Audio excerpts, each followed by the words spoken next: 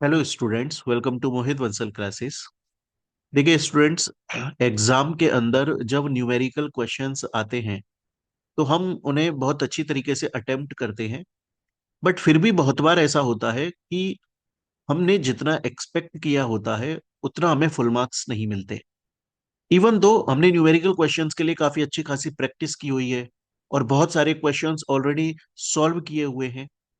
और इवन जब हम एग्जाम के अंदर क्वेश्चंस अटेम्प्ट करके आते हैं और घर पे फिर हम आंसर देखते हैं तो आंसर भी उनका करेक्ट, मतलब हमने जो आंसर शीट में लिखा है वही उसका एक्चुअल आंसर है।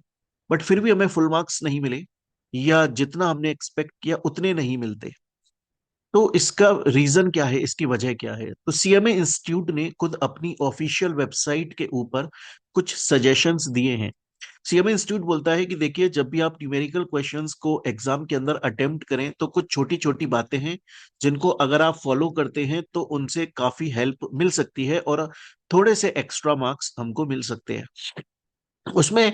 बच्चों, सबसे पहले जो मैं आप लोगों को एक सजेशन देना चाहूंगा वो मेरा पर्सनल सजेशन ये है कि जब भी प्यारे बच्चों आप न्यूमेरिकल क्वेश्चंस को एग्जाम के अंदर सॉल्व करें तो याद रखिएगा हमेशा वर्किंग नोट्स जरूर बनाएं। बहुत बार होता है कि हम क्वेश्चन पेपर आंसर शीट के अंदर जब क्वेश्चन तो सॉल्व कर देते हैं लेकिन उसके जो वर्किंग नोट्स होते हैं कि ये हमने आंसर निकाला कैसे, वो हम लिख कर नहीं आते हैं। पता है बहुत बार इसका क्या इम्पैक्ट पड़ता है?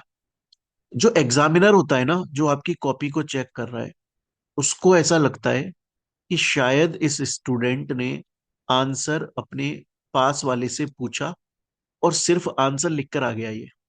जबकि हो सकता है कि आपको एक्चुअली में पूरा सॉल्यूशन आता है और आपने पूरा सॉल्यूशन कैलकुलेट भी किया लेकिन उसको वर्किंग नोट की फॉर्म में रिप्रेजेंट नहीं किया, जिसकी वजह से मार्क्स कट जाते हैं। देखो, आपने ना बहुत बार ऐसा देखा भी होगा। सपोज कीजिए कोई न्यूमेरिकल क्वेश्चन आया एग्जाम के अंदर। सपोज कीजिए उसका आंसर है 11,000। अब एक स्टूडेंट है ए और एक स्टूडेंट है बी, दोनों का आंसर 11,000 आ रहा है। बट ए को तो फुल 7 मार्क्स मिले और इसको सिर्फ 4 मार्क्स मिले, 3 मार्क्स कट गए। क्यों?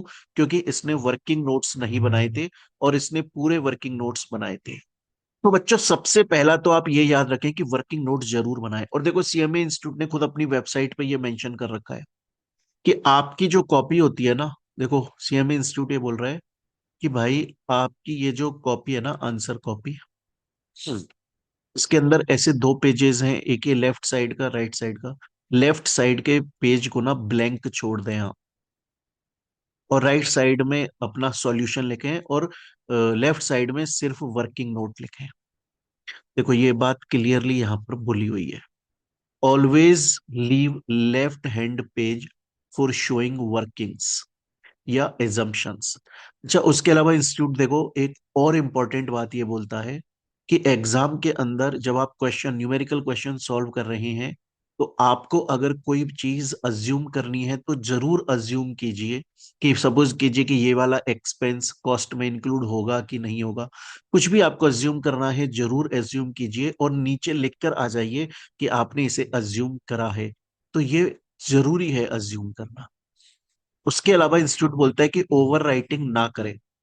ओवर राइटिंग ना करें बल्कि आपकी जो आंसर शीट होनी चाहिए वो क्लैरिटी, मतलब पूरा एक एक चीज क्लियर हो, नीट एंड क्लीन हो, ताकि जो पर्सन आपकी कॉपी को चेक कर रहा है ना, उसे चेक करने में कोई प्रॉब्लम नहीं आए।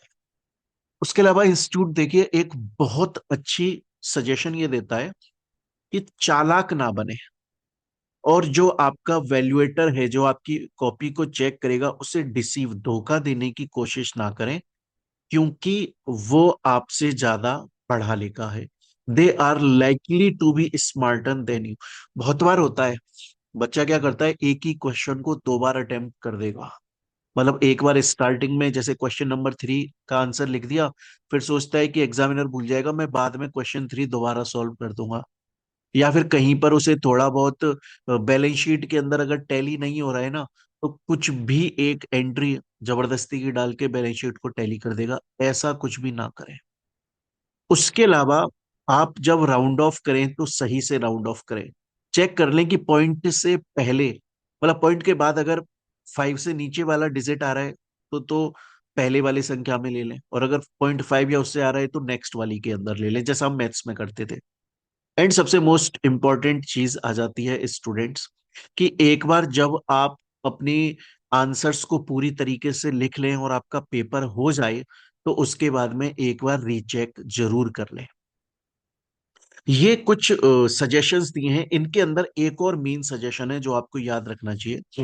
सीएम इंस्टीट्यूट ये बोलता है कि जब आपका क्वेश्चन पेपर आए और आपका जो सब्जेक्ट है उसके अंदर न्यूमेरिकल क्वेश्चंस भी हैं एंड थ्योरेटिकल क्वेश्चंस भी हैं, तो आप पहले न्यूमेरिकल क्वेश्चंस को अटेम्प्ट कीजिए। आप पहले न्यूमेरिकल क्वेश्चंस को अटेम्प्ट कीजिए। उससे क्या होगा ना, क्योंकि देखो थ्योरेटिकल क्वेश्चन में ना आपको कंटिन्यू लिखना होता है लगातार, तो अगर आपकी स्पीड अच्छी है ना तो ऐसे एकदम आप जल्दी जल्दी जल्दी जल्दी जल्दी जल्दी लिख के आ जाओगे आंसर को। बट न्यूमेरिकल क्वेश्चंस जो है ना उनमें आपको पूरा फॉर्मेट बनाना पड़ता है, परफॉर्मा बनाना पड़ता है, फिर पूरी कैलकुलेशन करनी पड़ती है। अगर एक छोटा सा भी आपने ऐड या लेस गलत कर दिया ना तो पूरा आंसर गलत हो जाता है। इसलिए पहले न्यूमेरिकल क्वेश्चंस को अटेम्प्ट करें।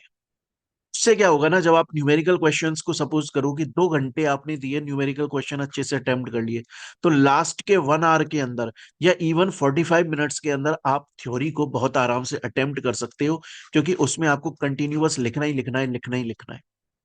तो स्टूडेंट्स, ये सीएमए इंस्टीट्यूट ने कुछ न्यूमेरिकल क्वेश्चंस को अच्छे से अटेम्प्ट करने के लिए और ज्यादा मार्क्स सिक्योर करने के लिए सजेशंस दिए हुए हैं।